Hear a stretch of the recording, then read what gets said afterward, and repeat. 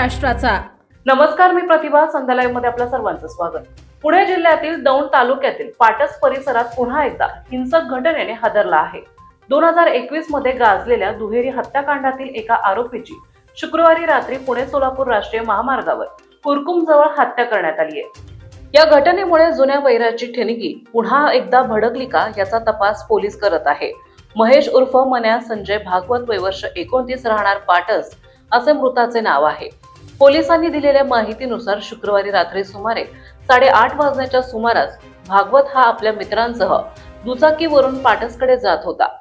मुकदमवाडी उड्डाणपुलावरून पाठीमागून आलेल्या पिकअप वाहनाने त्याच्या दुचाकीला धडक दिली। धडकेनंतर ते खाली पडताच हल्लेखोरांनी धारदार शस्त्रांनी भागवतवर वार केल्याचं फिर्यादीत नमूद केलंय।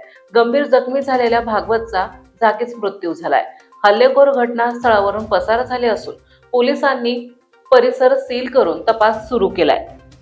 या प्रकरणी महेश मारुती टुले यांनी दौंड पोलीस ठाण्यात तक्रार दिली आहे। आनंद मारकर, विकी शितकल, संतोष शितकल, राहणार अंबिकानगर पाटस यांच्यासह 2 अज्ञात व्यक्तींवर खुनाचा गुन्हा दाखल करण्यात आलाय। पोलीस निरीक्षक गोपाळ पवार यांच्या नेतृत्वाखाली तपास पथक आरोपींचा शोध घेत आहे।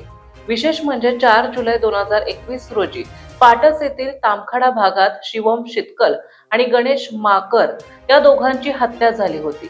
त्या प्रकरणात महेश भागवत यांच्यासह काही जणांवर गुन्हा नोंदवण्यात आला होता आणि ते जामिनावर मुक्त होते। त्यामुळे सध्याच्या घटनेचा त्या जुन्या प्रकरणाशी संबंध आहे का याबाबत विविध तर्कवितर्क सुरू आहे। दरम्यान कुरकुम जवळ झालेल्या या हल्ल्यात जुन्या प्रकरणातील आणखी 2 जखमी झाल्याची माहिती पुढे येत आहे।